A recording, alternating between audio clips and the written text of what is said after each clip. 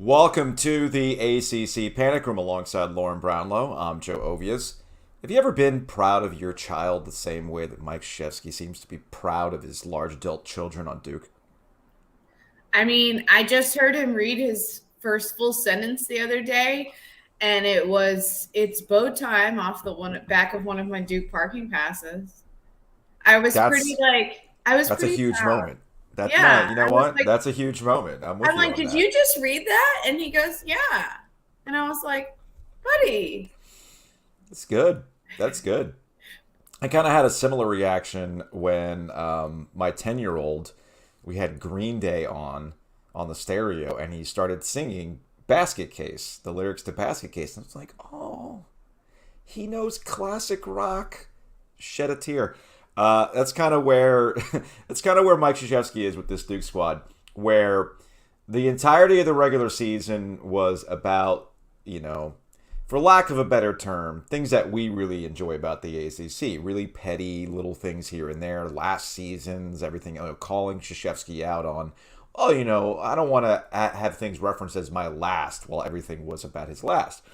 And the Carolina game obviously blew up in their face at Cameron Indoor Stadium. And then the ACC tournament was a little bit of a letdown, given how they lost in the title game to Virginia Tech. But I think, in reassessing the last 5 minutes of the Michigan State win, the curiosity that I had, similar to yours, was, okay, now that all that stuff is behind them, and now we're in the you Right. lose, you go home, and everybody's essentially on equal footing, was the Michigan State light bulb with the last 5 minutes to go the moment where this Duke team sort of gets it now? Hey, Well, because, everybody runs their own race, right? Everybody runs their own race. And I feel like yeah. it was, in retrospect, now that we saw that game against Texas Tech, where they took every body blow that Texas Tech gave them, and then they didn't miss a shot for 8 minutes. We talk about it's funny too because we talked about like North Carolina got that win at Cameron and you can't top that. It'd be almost impossible to top that. Mm-hmm. I think at a certain point maybe Duke understood that too and was just like, okay. I Yeah, mean, what's the worst that could happen to us now? We lose in the NCAA tournament. Who cares?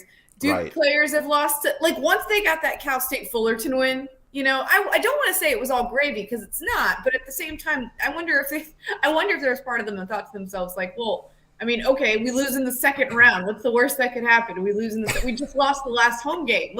So I wonder if it Right, works in reverse a little bit too. right. Plus, it's like anything else. When you're in a slump or whatever, you're not doing as well as you normally do in something that you usually do well. You need to see it go well like once. You need to do it well once, and then you can remember that you can do it. And I think that was part of what Duke did against Michigan State too, because this wasn't an issue with Duke earlier in the year. No.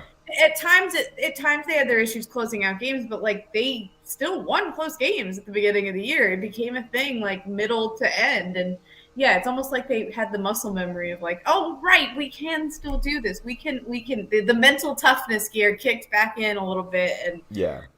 that's where they're at.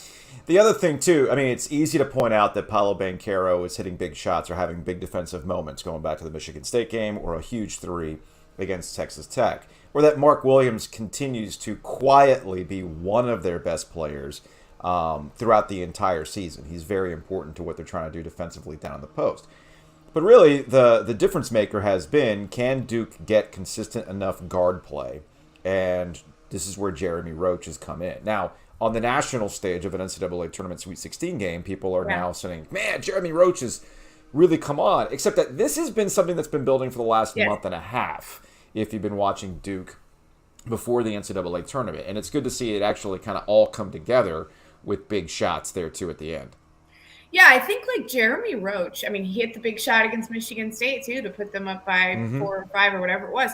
He has just been, I would argue that even when Duke was not playing as well, that he still was, and he was still playing with a lot of confidence.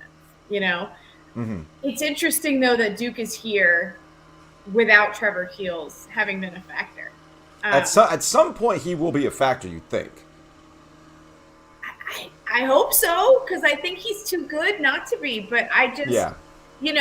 he's pressed. This is what happens sometimes when you get into Coach K's doghouse, quote unquote, right? And I'm not saying that as in like he doesn't like Trevor. I'm just saying it.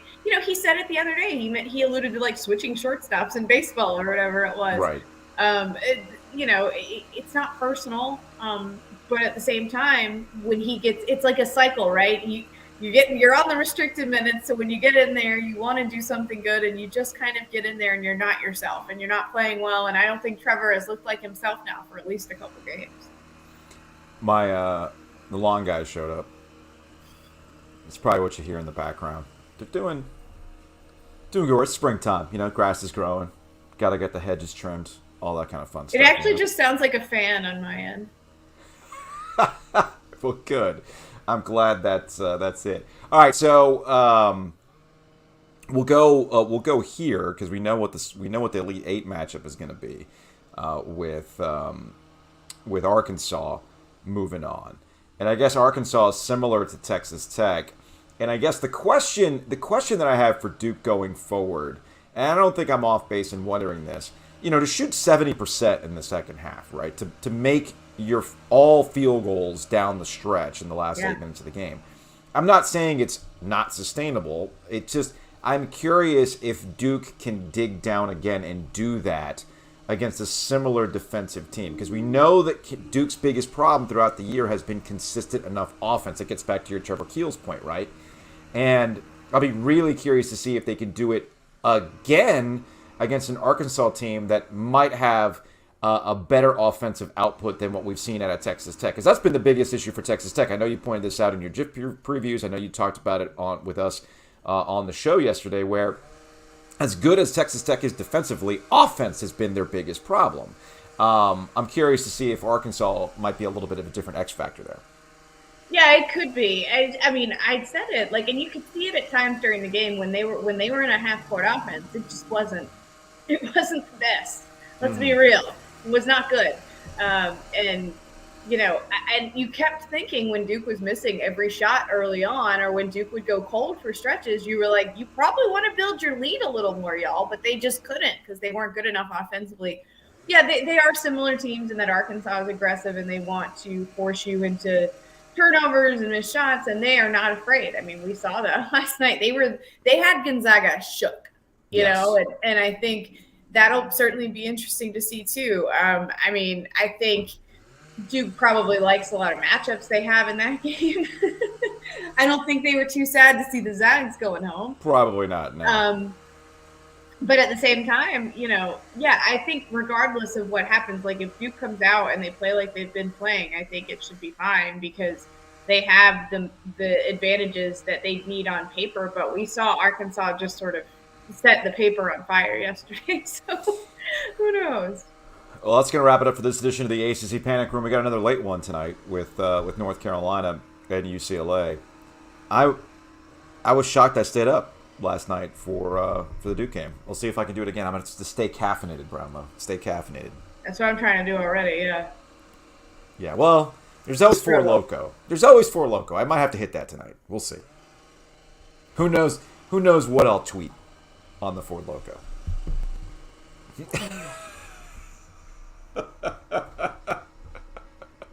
All right, well, that's going to wrap it up for this edition of the ACC Panic Room. We'll see you after the Carolina UCLA